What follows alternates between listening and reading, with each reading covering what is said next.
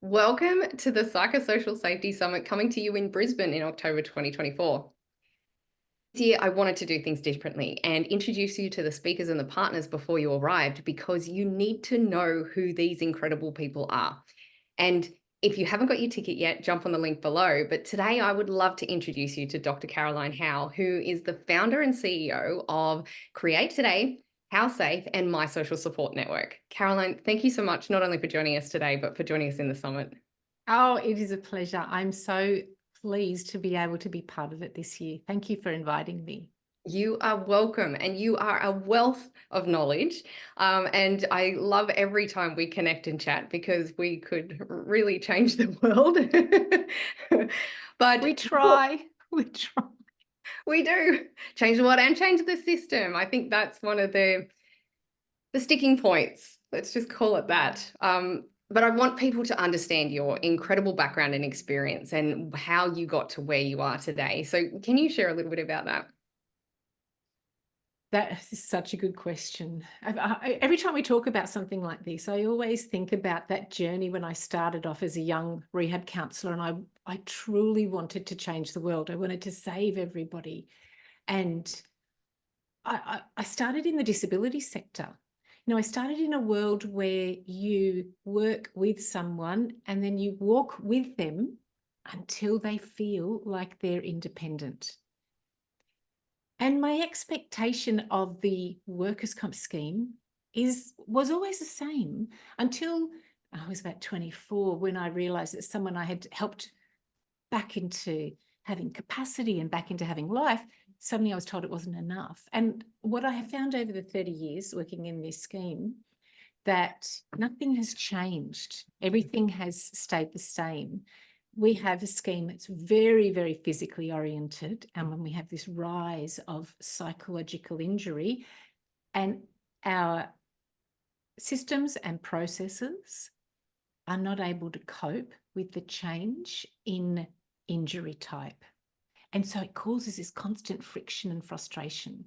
So my background has always been about how can we, as a whole community of stakeholders, work better to being able to help someone who has found that path of employment and they've suddenly gotten to that point where they can't cope anymore, and open that doorway so that they feel like they've got their life back.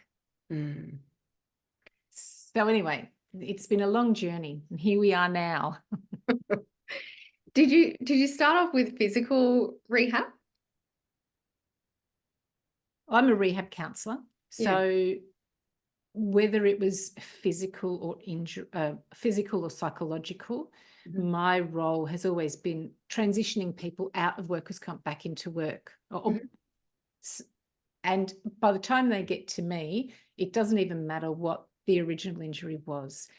To be fair, in the old days, most injuries were physical. And you would often talk about, oh, that person has a low back injury. I can actually remember there was one person that I had was working with, and they were from a Vietnamese background. And the employer was really upset, and everybody was really upset because it had taken maybe 12 months. The man had cut his finger in a conveyor belt and was unable to get back to work. And it was only when we started to work with him that we realised what was happening was that every time that he had gone in to see his doctor and the previous group of people that were trying to help him, he would sit with the blinds. So he would sit looking at the blind with the light coming in. He had been on a boat, so he had come across as a boat person, and he was a small child, and he was put in a crate, and the look of light coming through the slats would trigger the memory for him of being in the crate. Now, he didn't have a psychological injury, right? He had a cut finger, but it was a psychological, it was a psychological issue that was preventing the block of him being able to get back to work. And I think what I've learned over all of these years is that whether the psychological issue was pre-existing, whether it happened in the workplace. As a cycle of wellness, we have our physical selves, our psychological selves, and our social selves. And it doesn't matter where the fabric starts to break, the other two are going to get impacted. Yeah. And our job is to help pull all of those things back together to help people move forward. I don't even know if I really answered your question. I just got off on a tangent, but Oh, I love it. But you also have an incredible career as well. Do you want to share just some of the career highlights and the places that you've worked? well, I have worked, oh gosh, I've worked in so many different places. I have worked at, you know what, I spent 15 years working at University of Sydney teaching, but I've never only had one job. So whilst I was teaching, I was also working in QBE as the National Provider Services Manager. And at that time, we brought in, you know, this idea of outcome-based billing. So for a long time, I was very unloved at wanting to change the system back then, you know.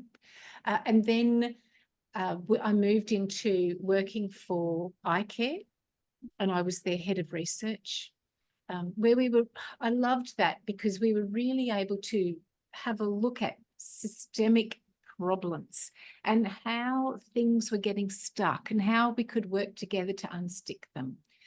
That was an incredible position. I also was able to work as an occupational rehab manager for transport for New South Wales for a period of time.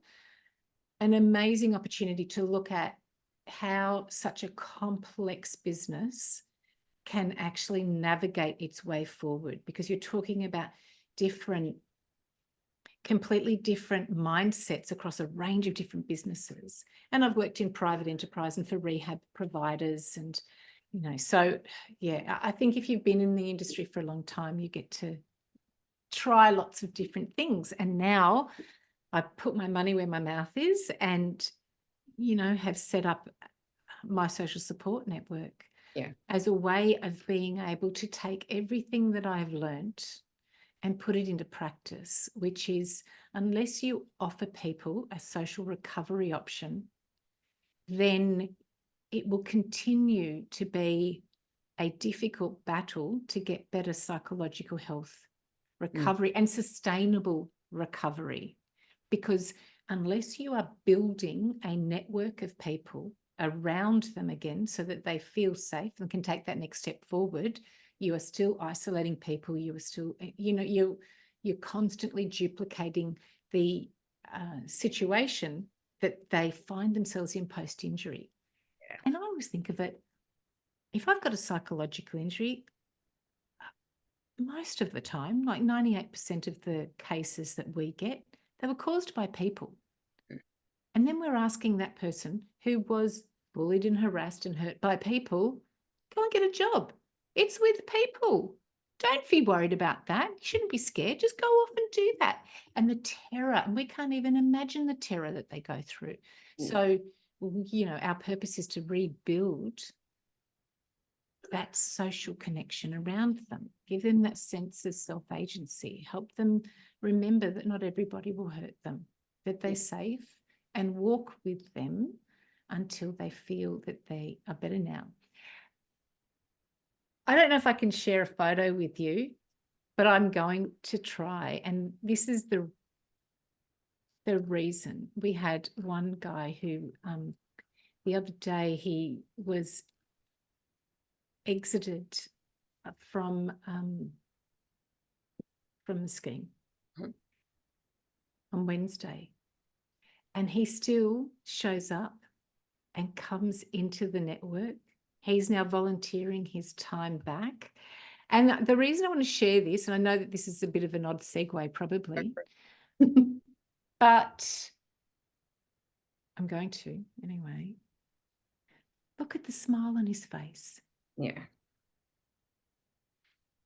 That's what recovery looks like. Yes. You know, being able to see someone with a rainbow around them and still wanting to engage and now give back to that community. Yeah. You know, that's what this is about. This is about helping each other and staying connected. So, And I love the yes, story of how you did that. Did you want to share a little bit about the how?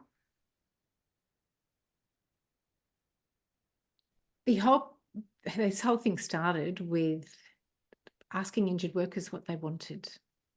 And truly, I mean, I had years of research. I knew the research. I knew from an evidence-based perspective that there was no workers' comp scheme in the world that was touching how do you develop the social component of that biopsychosocial. It didn't exist. So we published a paper a couple of years ago in a peer-reviewed journal that looked at, we talk about biopsychosocial, and people are very, very good at going psychosocial injury. But what is it? No one even knows what that is. Do you have a psychological injury? Do you have a social injury? Or do you have a social issue that has turned into a psychological thing? So at that time, I actually asked injured workers, if you could create the most supportive service for you, if you could create something that was the most helpful for you, what would that look like and what would that be? And that was how my social support network evolved. And it not only continues to evolve like that, we now have the podcast that is run by injured workers. I talk on it, but I get directed. The producer, the people, the speakers, they run it. We now have monthly community lunches that everybody can come to. We have town halls, and now we have an injured worker advisory board. They meets once a week. So as part of one of our groups that we run, any of the people in the community can come and participate and be part of what this evolves into, what it looks like, what programs could we run.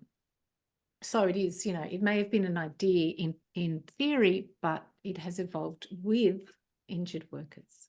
Oh, people with injuries, because honestly, I could talk another hour about my frustration with language. We could, and we could solve all the problems of that as well.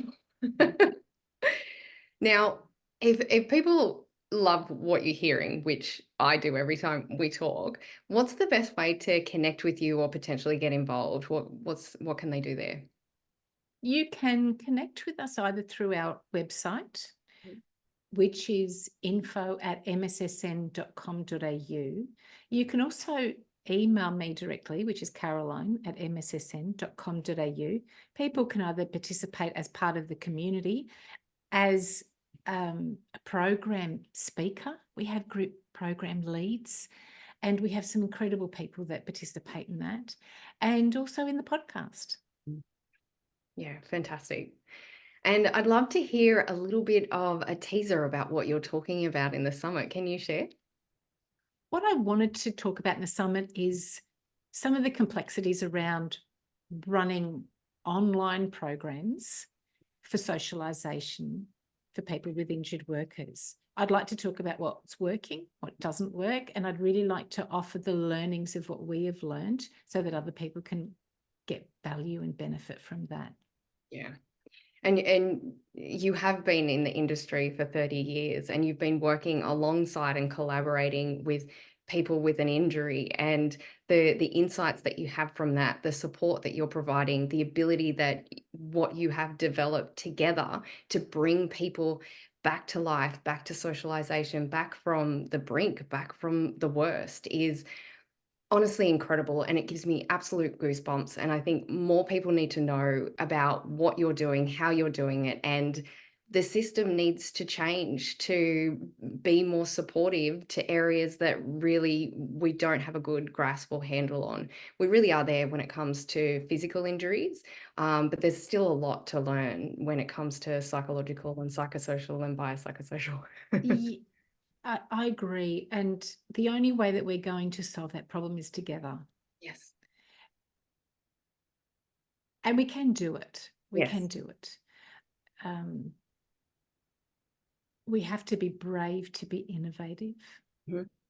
and not be frightened to try something that may not work, because it's in not finding something that doesn't work that we can find the solution. I think it was Thomas Edison who had 10,000 attempts before he managed to, invent the light bulb. And he said, well, at least I know 10,000 ways it doesn't work. What a great learning. So we have to stop worrying about the failure and what if it doesn't work, because something will.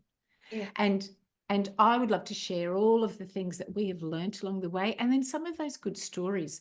I'd really like to be able to see if we can bring the injured workers in through the session, because we can go into the portal and you can see how it interacts, and being able to bring that to life would be great.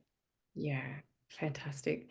I am so excited that you're going to be involved. And thank you so much, not only for what you're going to do at the summit, but for everything that you have done for injured people to date and in the future. Keep going. You are amazing and incredible. And I can't wait to see you there. Thank you, Nicole.